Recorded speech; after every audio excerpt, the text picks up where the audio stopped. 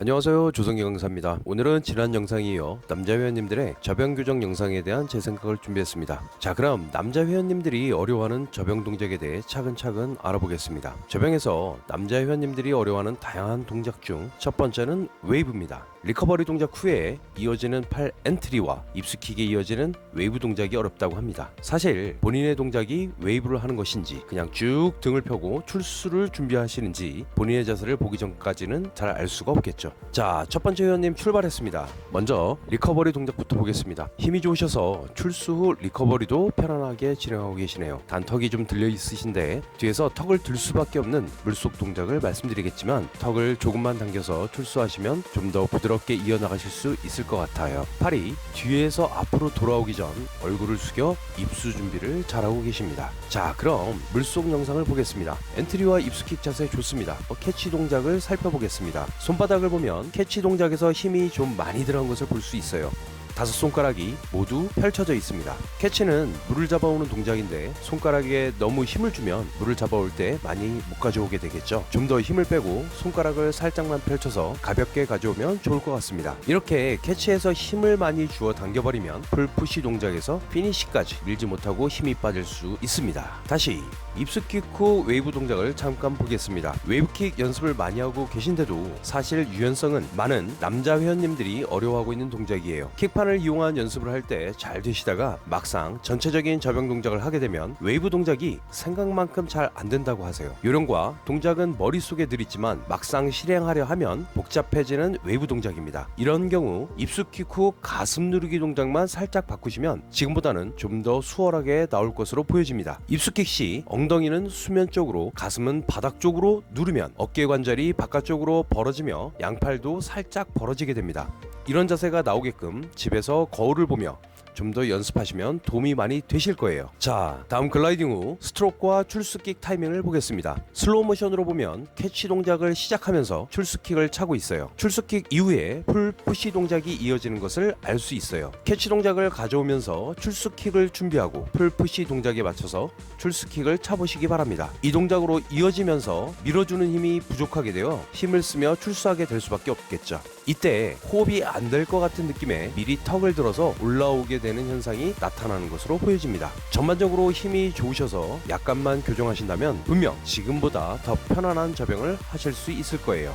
다음 회원님을 보겠습니다. 역시 힘과 텐션이 좋습니다. 리커버리 자세도 좋아요. 입수킥과 입수 자세도 좋습니다. 입수킥에서 조금만 힘을 더 뺐으면 좋겠어요. 캐치와 풀푸시 동작도 자연스럽게 이어지고 있습니다. 풀푸시, 스트로크와 출수킥 컨비네이션 타이밍도 약간만 조절하면 좋을 것 같아요. 체격도 크시고 근육이 굉장히 크고 발달되어 계신데요. 피니시에서 리커버리 동작으로 연결 시에 양쪽 손목이 수면에 걸리는 것이 보입니다. 출수 시 얼굴을 많이 들어올리지 않았고 엉덩이도 수면에 거의 붙어 있지만 자꾸 손목이 걸리는 이유는 유연성.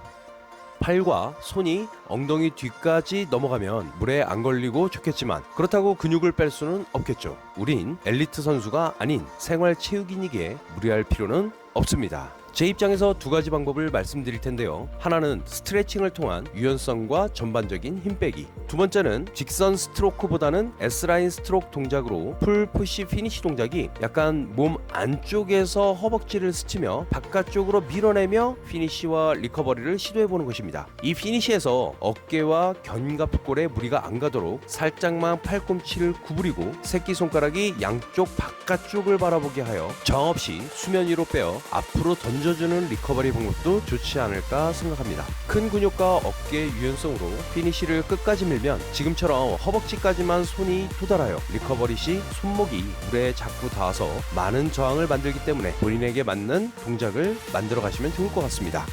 자, 다음 회원님 보겠습니다. 이 회원님도 큰 근육의 소유자인데요. 보겠습니다. 리커버리 동작 시 손바닥이 수면에 약간 걸리지만 나쁘지 않습니다. 얼굴만 조금 더 일찍 물속으로 들어가면 좋을 것 같아요. 지금은 양팔이 앞으로 회전할 때까지 얼굴을 들고 계신 것을 볼 수 있습니다. 왜 그런 것인지 물속으로 한번 볼까요? 입수킥 후에 출수 과정에서 보시면 얼굴 절반 정도가 수면에 올라온 후 캐치를 시작하고 있습니다. 캐치 동작에서 굉장한 힘이 실리는 것을 알 수가 있어요. 이렇게 되면 물을 아래로 많이 밀어 얼굴이 수면 밖으로 나와 호흡에는 문제가 없겠지만 풀푸시 동작의 방향 또한 아래로 되어 있고 피니시까지 힘을 쓰기 힘들어집니다. 전반적으로 저항이 많아지게 되며 힘을 쓴 만큼 나가지 못해 힘들어하고 계신 것이죠. 이 회원님도 문제를 알고 계시지만 생각처럼 행동이 잘 안 따라온다고 하십니다. 물이냐 육지냐의 차이는 있습니다만 대부분 스포츠 종목을 보면 심폐지구력은 물론 그 운동에 맞는 근육과 신체 유연성, 힘을 써야 할 때, 빼야 할 때의 타이밍, 호흡을 배워가는 것은 수영과 거의 동일하다고 생각합니다. 입숙킥 후 좀 더 고개를 숙여 수평 글라이딩을 하다가 수면에 거의 올라왔을 때 부드러운 물잡기에 이어 풀푸시 동작으로 연결해 보시면 지금보다는 좀 더 편안하게 진행될 것으로 보여집니다. 다음 회원님 보겠습니다. 항상 강습 1시간 전에 일찍 오셔서 몸 풀고 들어오시는 회원님입니다. 리커버리도 유연하게 잘하고 계셔요. 입수와 입수킥 후 팔을 쭉 펴서 글라이딩도 좋고요. 캐치 동작에서 고개를 들며 손이 수면까지 올라가는 것을 알 수 있어요. 강한 힘을 위해서 텐션을 주는 동작으로 보여지는데요. 가능하면 손바닥이 수면 밖으로 안 나가도록 글라이딩 후 살포시 고개를 들어 캐치 동작을 하시는 것이 좋을 것 같습니다. 또한 캐치 동작에서 강하게 물을 당겨 아래로 누르고 계신데요. 일어날 때 물거품의 각도를 보면 바닥 쪽으로 내려가는 것을 알 수 있어요. 지금보다 좀 더 부드러운 캐치 동작 후 뒤로 물을 밀어내는 풀푸시 동작으로 만드는 것이 포인트입니다. 캐치 동작에서 힘을 빼고 하이엘보 각도로 만들어주시면 물을 당겨 밀 때 물 아래쪽이 아닌 뒤쪽 방향으로 자연스럽게 밀 수 있을 것입니다. 전반적으로 봤을 때 캐치 동작이 끝나지 않았는데 출수킥을 먼저 차면서 엉덩이가 물속에 잠기게 되어 캐치를 강하게 하는 것으로 보여집니다.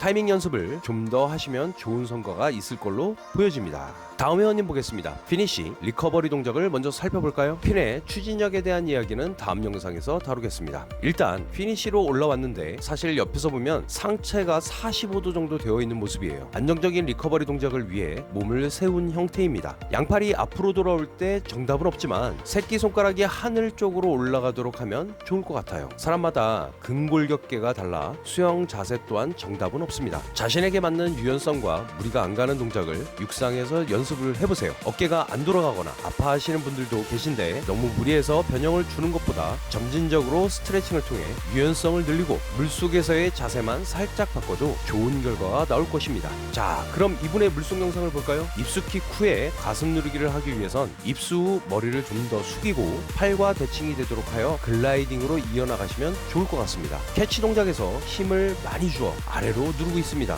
물을 아래로 누르게 되면 작용 반작용의 법칙에 따라 얼굴과 몸이 수직 상태로 수면 위로 떠오르게 되어 저항을 많이 받게 돼요. 또 풀푸시 동작에서 힘이 빠지며 손이 물에 걸린 상태로 리커버리를 시작하게 되는 것이죠. 출스킥과 풀푸시 박자가 거의 맞는 타이밍이라 좋습니다. 단 피니시에서 상체가 좀 더 숙여지고 양쪽 손바닥이 어느 정도 수면에 가까이 두는 것, 이것이 리커버리 할 때 도움이 된다는 것입니다.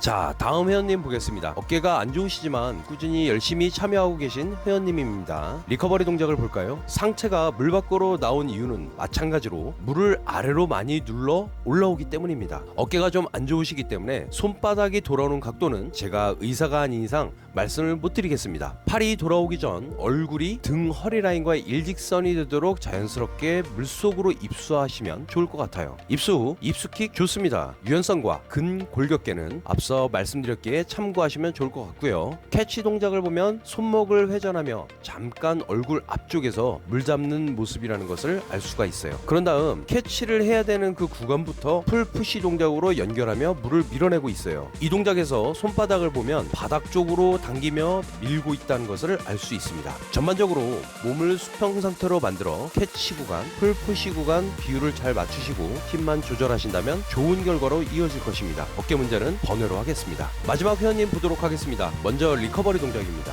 무호흡과 호흡을 번갈아가며 열심히 노력 중인 회원님이에요. 그럼에도 손이 자꾸 수면에 걸려 저항이 일어나는 것을 볼 수가 있습니다. 머리의 각도와 손의 각도를 보면 엄지손가락이 정면을 바라보고 있는데요. 리커버리 동작 중간 지점에서도 머리가 숙여지지 않는 것은, 만약 저 상태에서 새끼손가락을 하늘 방향으로 꺾었다 생각해보세요. 어깨에 많은 무리를 줄 것입니다. 그렇기 때문에 머리 각도와 저 팔의 각도는 당연한 상호작용인 것이죠. 물속 동작에서 이 원인을 찾아보도록 하겠습니다. 지금 무호흡으로 스트로크를 하고 있습니다. 캐치 시 팔꿈치가 뒤쪽으로 향하면서 물을 많이 잡아오지 못한 것으로 보여져요. 그래도 고개를 숙여 몸을 수면의 수평 상태로 놓으려는 노력이 너무 좋습니다. 풀푸시와 출스킥 타이밍도 맞추시며 잘하고 계신데요. 단 출스킥 스트로크 피니시 후에 과도한 힘을 주어 팔 돌리기를 하고 계신 것을 알 수가 있어요. 피니시 후에 저항이 없는 수면 위에서 팔을 돌릴 때 힘을 과도하게 주면 팔꿈치 쪽이 먼저 물에 닿게 되고 전체적인 몸이 물 아래로 가라앉게 됩니다. 예를 들어 권투 선수가 샌드백을 치고 있는데 회전을 걸어 처음부터 주먹에 힘을 꽉 주어 샌드백에 닿을 때까지 힘을 주어 치면 속도가 빠를까요? 아니면 주먹에 힘을 빼고 자연스럽게 허리와 어깨 회전에 의해 속력을 붙이고 닿는 순간에만 힘을 주는 것이 빠를까요? 이것과 같다고 봅니다.